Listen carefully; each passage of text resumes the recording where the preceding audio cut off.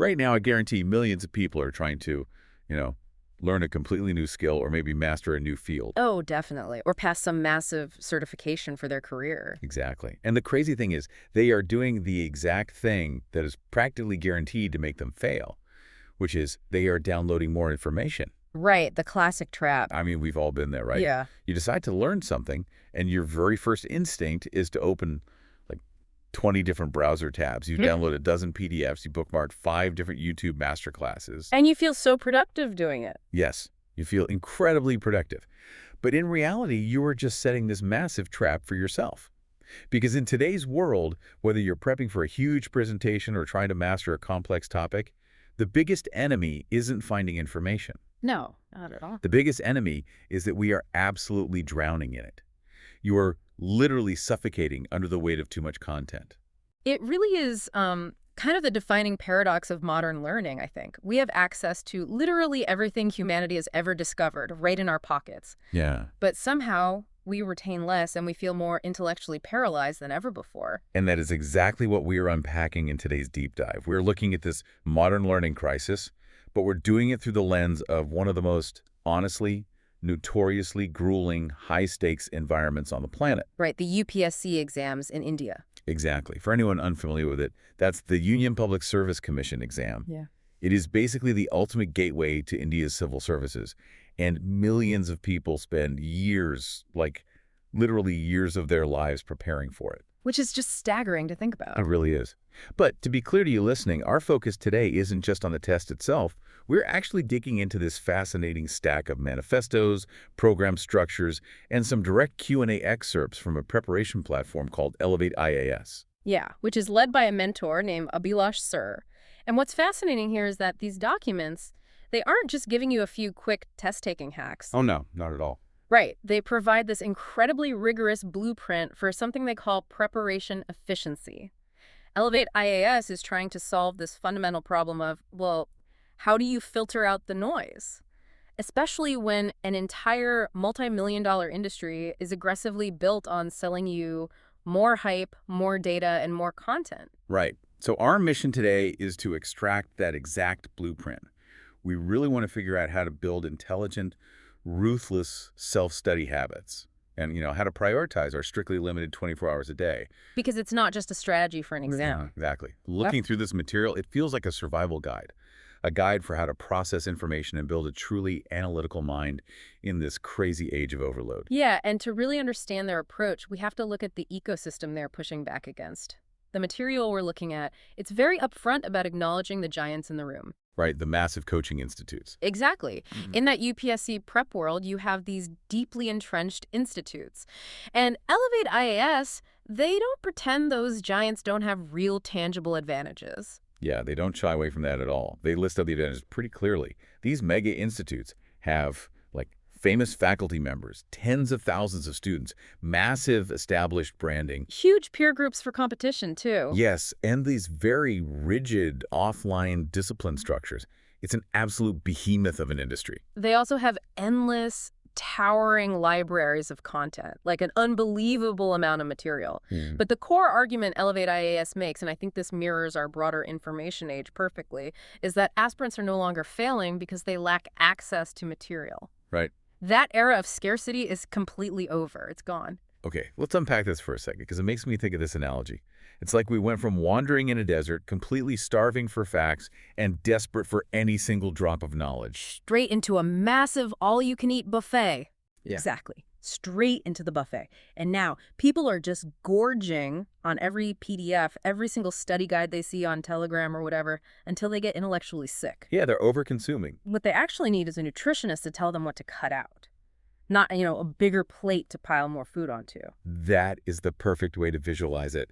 The platform points out exactly what these students are choking on. I mean, they have too many PDFs. They're listening to too many conflicting YouTube opinions. So the YouTube rabbit hole is real. It really is. And so their strategies change every single week based on some new video they watched. Yeah. It creates this massive, paralyzing confusion. And Elevate IAS identifies this exact issue as the destroyer of preparation efficiency per hour. Preparation efficiency per hour. I actually want to pause on that because that phrase is brilliant. It's not about how many hours you sat at a desk staring at a book. No, not at all. It's about what actually happened inside your brain during those hours. Like, did you learn or did you just organize? Exactly. Let's look at the actual mechanics of it. When you have too much content, your efficiency per hour basically drops to near zero. Why is that? Because of the switching. Yes, because you spend the first 40 minutes of your study session just deciding what to study. You read, say, one paragraph of a textbook, and then you think, wait, maybe this other PDF explains it better. So you switch. Right, you switch. And that constant context switching, it creates what's called attention residue. Your brain is exhausted before you've even absorbed a single core concept. Man, you're describing my exact workflow sometimes. It's so embarrassing. It happens to all of us. You aren't actually studying. You are just perpetually organizing the things you think you should study. It's that false dopamine hit, right? Like you look at a folder on your desktop called To Read, and it has 75 PDFs in it. And you sit back and think, wow, I'm so productive today. Look at all this material I gathered. But you haven't actually read a single word of it. Exactly. Zero actual learning took place. So, okay, if we know that having access to endless content doesn't work, and in fact it actively harms us, why do people still pour years of their lives and mountains of money into that traditional content-heavy ecosystem? Well, because the industry is built entirely on the illusion of the magic wand. A magic wand, right. Yeah, the material breaks down the rather harsh reality of how this ecosystem actually operates over like a 2 to 5 year preparation cycle, and it compounds rapidly. Financially, you mean? Yes, financially and psychologically. Aspirants don't just buy one comprehensive course and get to work. No, they buy separate, incredibly expensive packages. First, there's a foundation course. Right. Then they need a specific course for the preliminary exams. Then another one for the mains. Then they buy a whole different package for their optional subject. Oh my God, it just keeps going. It does. Another one just to learn how to write essays. Another for ethics, interview prep, endless mock tests series. The financial drain is staggering. But, I mean, the marketing behind it is so intense, it's pretty easy to see why people fall for it.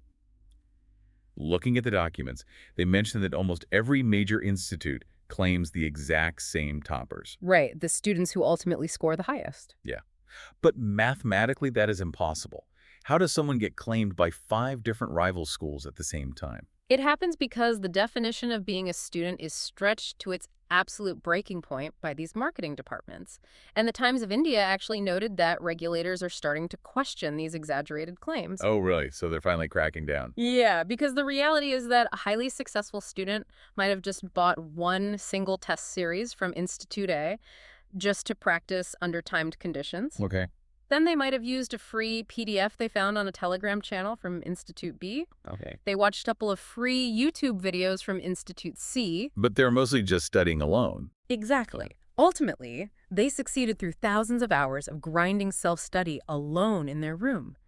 Yet every single institute they merely interacted with will immediately put their face on a massive billboard. Claiming them as their exclusive product. That is so wild. But okay, I have to play devil's advocate here for a second. Sure, go for it. I hear the critique of the big institutes. But if self-study is the only true path and the magic wand is just a total marketing myth, then why should anyone join a platform like Elevate IAS? I mean, aren't they just selling another system? Well, Like, looking through the material, they charge a 90 rupee entry fee just to attend their orientation workshop. If they're so principled about self-study, why charge anything at all? Isn't that just a sneaky microtransaction to get you into a sales funnel? it's a great question, and the material actually anticipates that exact skepticism. They encourage it, honestly. They explicitly tell aspirants not to join anything based on aggressive marketing or FOMO. But that 90 rupee fee you mentioned, Yep. it's fascinating because it's not a revenue model at all. It's fundamentally a psychological tool. They call it a seriousness filter. A seriousness filter. Okay, how does paying 90 rupees change my mindset? I mean, that's less than the cost of a cup of coffee. It's because of the friction it creates. The platform realized that when they offered completely free registrations, people behaved incredibly casually. Oh, sure. With zero barrier to entry, someone just scrolls past on their phone, clicks register, takes up a digital seat, never prepares, and often doesn't even bother to log in on the day of the workshop. They just ghost the event. Exactly. It wastes resources and it dilutes the environment for people who actually care. By introducing just a tiny amount of friction, like a very small financial commitment, it forces a moment of choice. It filters out the casual scroller. I completely see that. It reminds me of the psychology behind gym memberships versus like free home workout apps. Oh, that's a great comparison. Right. Like when an app is totally free, I'll download it and literally never open it again. Yeah. But if I pay even $5 a month, suddenly I'm logging in every Tuesday because, I want my money's worth. It completely shifts your posture from being a passive consumer to an active participant. Precisely. You start to value the space you occupy. And to your point about whether Elevate IAS is just another magic wand system, Yeah. they are brutally transparent in their manifestos about this. What did I say? They explicitly state in writing, no institute can replace self-study, period. They make it incredibly clear that a mentor cannot carry you across the finish line. Wow, they actually say that. Yes. If you join expecting Abhilash Sir or his team to magically inject knowledge into your brain and make you clear the UPSC, they guarantee you will fail. Right, which totally begs the question. If the mentor isn't there to spoon-feed you the curriculum, what is their actual function? Like if I'm doing the self-study anyway, what am I getting out of this relationship? You are getting an accountability architecture. That's the real value. A mentor's job in this model is to constantly pull you back to the center when you start drifting off course. Okay, so keeping you focused. Exactly.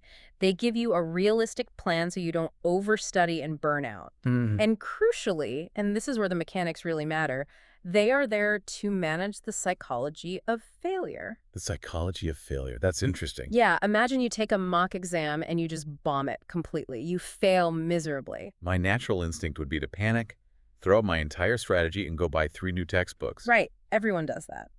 But a mentor steps in, analyzes the failure objectively, and stops you from spiraling. They maintain your emotional stability. It's mentor-guided self-study, not faculty worship. That distinction is huge. Managing the psychology of failure instead of just giving you more facts. But let's shift gears slightly here, because as I was reading through this framework, I noticed a pretty massive pivot. Oh, regarding the overall philosophy. Yeah. We've talked a lot about the how, right? How to filter noise, how to study efficiently.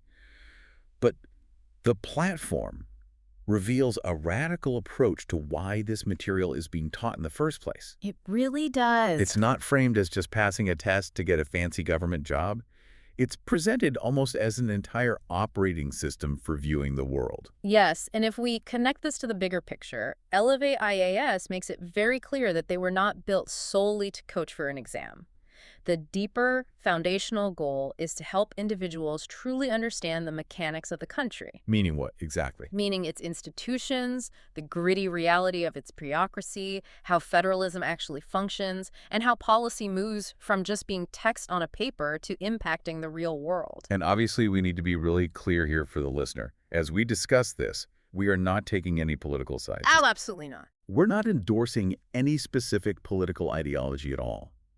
We are just impartially analyzing how this platform asks its students to process political and social information. Because what they point out is something that I think plagues the entire internet right now. Which is what? The absolute danger of emotional reaction. Whoa. Just pure outrage. Totally. The material argues that without a deep structural understanding of how governance actually functions, people tend to reduce incredibly complex systemic issues down to simple emotional outrage. They blame everything on corruption or administrative apathy or whatever buzzword is trending. Yes. Let's actually visualize how this works because it's so relevant. Let's say a major headline drops on social media today. The Supreme Court strikes down a controversial law. Okay, classic scenario. The emotionally driven person, the person without this governance framework, reads that headline and immediately jumps to the comments section. They start yelling about corrupt judges or some grand conspiracy. They just reduce it to whatever sweeping narrative they already believe. It's just noise. Exactly. But how does the analytical mind, the mind trained by this platform, react to that exact same headline? Well, the analytical mind pauses and looks for the mechanics. Instead of yelling, they ask questions like, Wait, which specific article of the Constitution triggered this ruling? Right. Was it a fundamental rights issue? Or was it a jurisdictional dispute between the state and the center? How will this actually impact current fiscal policy? They move from just reacting to a headline to parsing the actual machinery of the state. It's the ultimate antidote to toxic social media outrage culture. When you don't know how the machine works, your only option is to stand outside and yell at it. Exactly. But this philosophy essentially tells the learner, stop being a content consumer who gets easily manipulated by outrage. Understand the mechanics. You are a future administrator. Treat yourself like one. And the way they operationalize this is brilliant. They heavily link current affairs directly to governance and to PYQs, which are previous year questions. Okay, so connecting the news to the exam history. Right. So when you read the newspaper, you aren't just memorizing random facts for some multiple choice question. You are constantly asking, how does this news story connect to the historical patterns of this exam? And how does it affect the broader constitutional framework? That is a massive paradigm shift. It completely elevates the entire grinding process of studying from just, mindless rote memorization to actual analytical thinking. It kind of gives the suffering a purpose. It really does. It forces the transition from a reactionary mindset to a systemic one. You stop looking at the economy, the courts, diplomacy, and parliament in isolation. Start seeing the web. Exactly. Start seeing the invisible threads connecting all of them. Okay, so if we agree that emotional outrage is the enemy and analytical thinking is the goal, what does a Tuesday morning actually look like for someone trying to achieve that? I mean, practically speaking. Yeah, because you can't just wake up and declare, I am going to be analytical today. That doesn't work. Yeah. How do you actually execute that? What does the architecture of this efficiency look like in practice? Well, the architecture they outline is highly structured and incredibly long-term. For example, they have a 400-day GS, which stands for General Studies Foundation Program. Wait, 400 days? That is not a sprint. That is a grueling marathon. It is entirely a marathon. And the reason it is structured over 400 days is very intentional. It's about surviving the plateau. The plateau. Yeah, because you can study hard for a month, right? You're fueled by that initial motivation and excitement. But around day 60 or 70, the excitement completely dies. The boredom sets in. The 400-day structure is designed to push you through that. How do they do that? Practically. It's supported by daily email-based guidance and these weekly Thursday live sessions at 7 p.m. IST. It's all designed to create an unbreakable habit loop. So the daily emails act as that constant micro-course correction, just keeping you on track day by day. Exactly. And the weekly Thursday sessions, which I assume are digging into strategy in those previous year questions, they give you that solid anchor point every single week so you don't drift. Right. But they also supplement the structure with AI-generated study planning tools and very rigorous answer writing programs. And it's really important to understand how these tools actually help rather than just being more noise. Yeah, let's talk about the AI study planner. Because, AI is a buzzword slapped onto absolutely everything right now. How is an algorithm actually saving a student's mental bandwidth in this specific context? It goes right back to eliminating that decision fatigue we discussed earlier. If you have a syllabus that is effectively as wide as an ocean, figuring out what to study on day 114 is just overwhelming. Oh, for sure. You'd spend an hour just trying to pick a topic. Exactly. The AI planner isn't there to do the reading for you. It's there to remove the friction of planning. You wake up, the system tells you exactly what block of knowledge you need to tackle that day based on your past progression, and you just execute. That's so smart. Right. You spend your cognitive energy on actually learning the material, not on building giant spreadsheets to track your progress. That makes total sense. You outsource the management of the schedule so you can entirely focus on the execution.